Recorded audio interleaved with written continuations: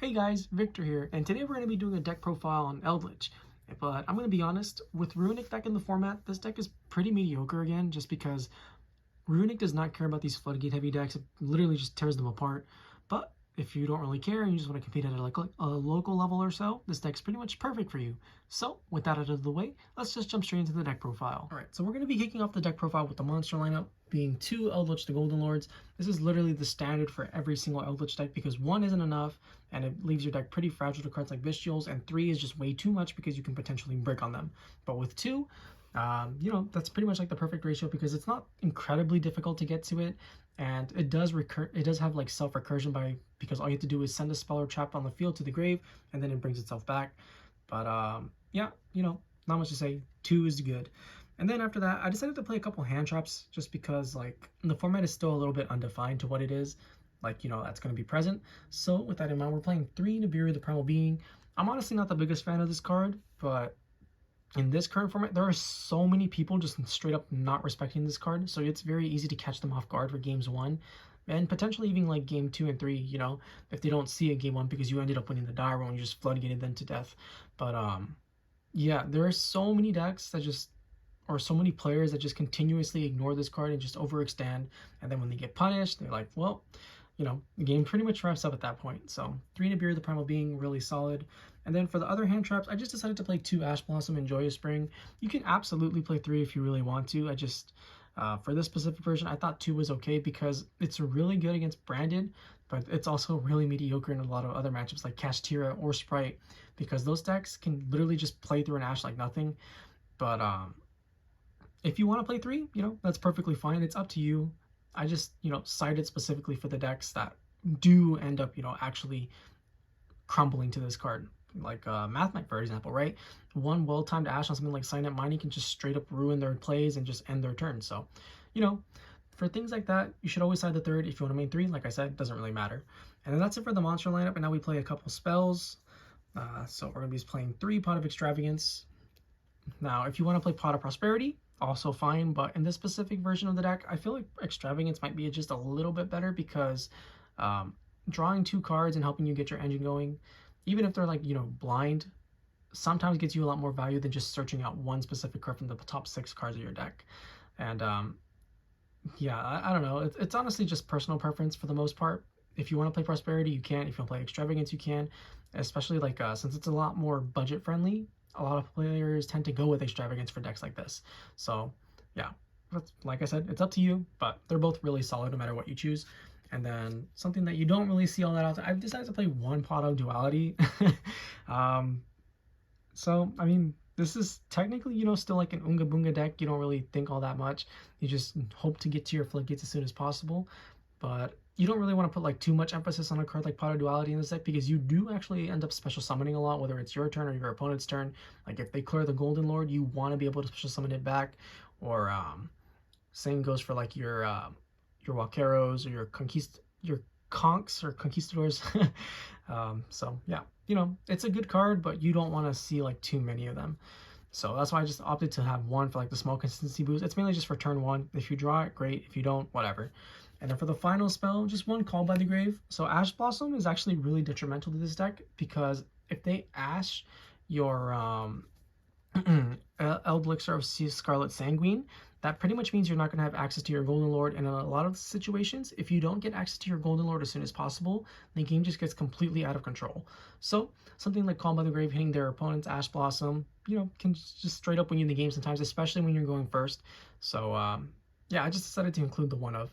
And with that, that's the monster and spell lineup. And now we can finally move on to the trap portion of the deck. Now for the traps, it's Eldlich. So obviously you're going to be playing a lot because it's pretty much going to be your main game plan just to overwhelm your opponent with as many traps as possible. So first off, we're going to be playing 3 Eldlixir of Scarlet Sanguine. This is going to be your main method to special summon out the Golden Lord, for example. And if this gets ashed, you're going to be in a lot of trouble because that means you're not going to have access to your Golden Lord. So that's one of the main reasons why I decided to play Call by the Grave, because you want to be able to protect cards like your Scarlet Sanguine from being negated. But yeah, insta 3 of you need to play 3, no ifs, ands, or buts about it. And then something that's a little bit more questionable would be 3 of the others. So 3 Conquistador and 3 Huaqero. So 3 Conquistador, not negotiable. You have to play 3 just because it's going to be one of like your main methods of removal.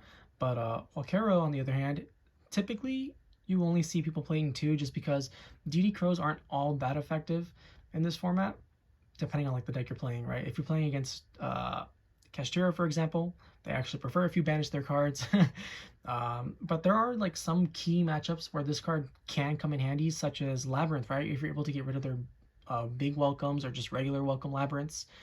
Dragon Link is a really popular deck again, and even though this deck does struggle against it because they do play Bestials, there are a lot of times where if you Huaqero and you just banish like a key dragon out of their graveyard, their turn can sometimes just straight up end. So this can definitely be like worked around with the ratios, but ultimately it's up to you. I just feel like 3 is probably the go-to way for this current format, but yeah, things always change, you know. You should never be too complacent with like your ratios. You should always try to experiment just in case, you know, something else might be better, because you never know, sometimes there are.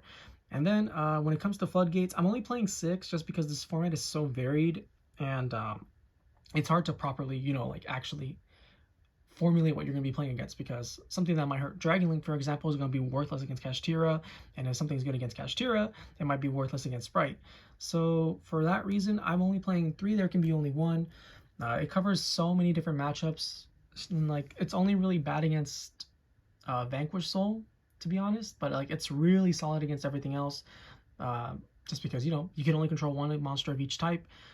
Just be careful though, because there are a lot of times where people don't realize this, where if you have the Golden Lord and there can be only 1 face up, you will not be able to activate your like your Conquistadors or your Huaqeros because they're both zombies. So yeah, just keep that in mind.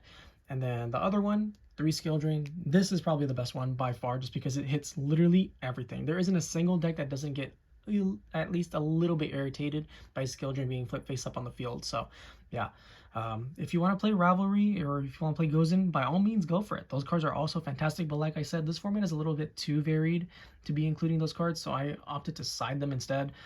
If I did main them, I'd only be main decking probably 2 Gozen and 2 Rivalry, just because, like I said, it's a super diverse format, and you don't want to be like siding too heavily for one matchup and then get blown out because you didn't play against it. And then after that, we're playing 3 Infinite Impermanence. This might seem counterintuitive just because of the fact that we play Skill Drain, but there are a lot of times where you're just not able to go first, and something like Infinite Impermanence is going to be able to help you, know, actually help you crack those boards, especially if you're playing against like Kashtira, for example. And if you're playing against a good player, that means they're going to be going a Rise Heart pass. So you just imperm the one Rise Heart, and if they don't have Forbidden Lance, you're pretty much good to go, because they won't be able to stop your Golden Lands from summoning itself, getting traps in your graveyard, you know, things of that nature. And there's still like a lot of other really good matchups where Impermanence can help you out.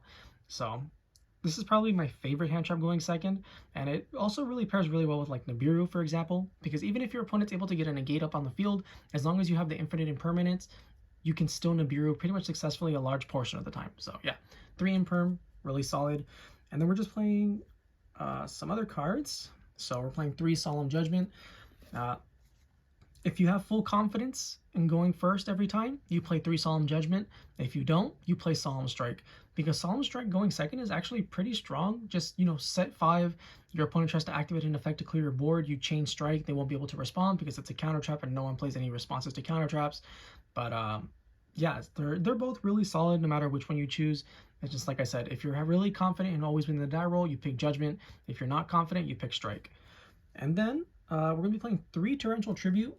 So this deck is this card specifically is honestly like really good, surprisingly, just because like there's a lot of decks that just don't have built-in protection, and a well-timed Torrential Tribute can just ruin their days completely because they lose all their resources, and a lot of the cards honestly just don't float all that well right now in the current format. So yeah, if you can really like time your Torrential Tributes really well, you can straight up just win the game off of one of these resolving.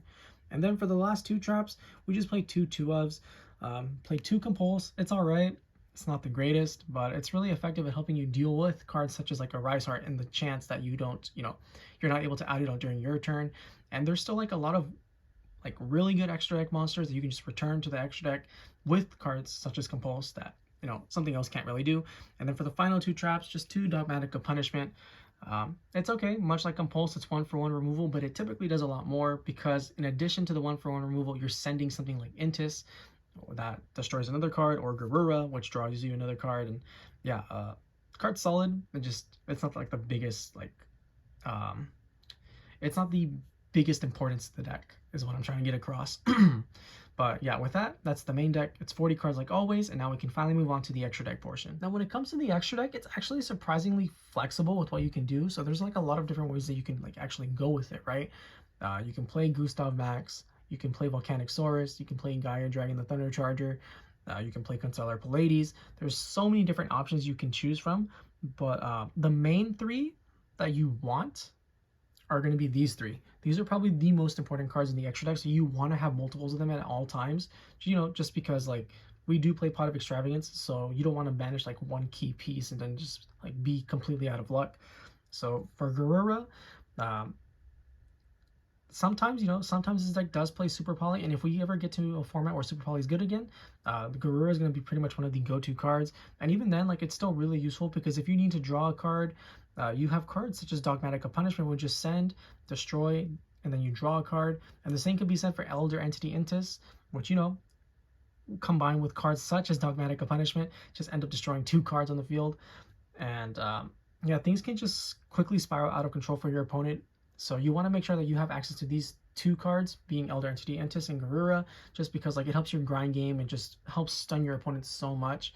And then as for Link Spider, I'm a really big fan of Link Spider in this deck, especially if you're playing 3 of them, because it helps you get rid of cards such as your Conquistadors or your Huaqeros, which, you know, you send them to the grave and then you set your Scarlet Sanguine, and then by doing that, you're going to have access to your Golden Lord in addition to having the Link Spider. And yeah, there's just so many cool things that you can use with this extra deck that it's ultimately up to you to decide what you want to include, but these 3 for sure are going to be like the main staples that you want to have in there with as many copies as possible, because they just do so much for the deck. And with that, that's the Eldlich deck profile. I hope you guys enjoyed it. If you did, please feel free to like, comment, subscribe, and I'll catch you guys next time. See ya!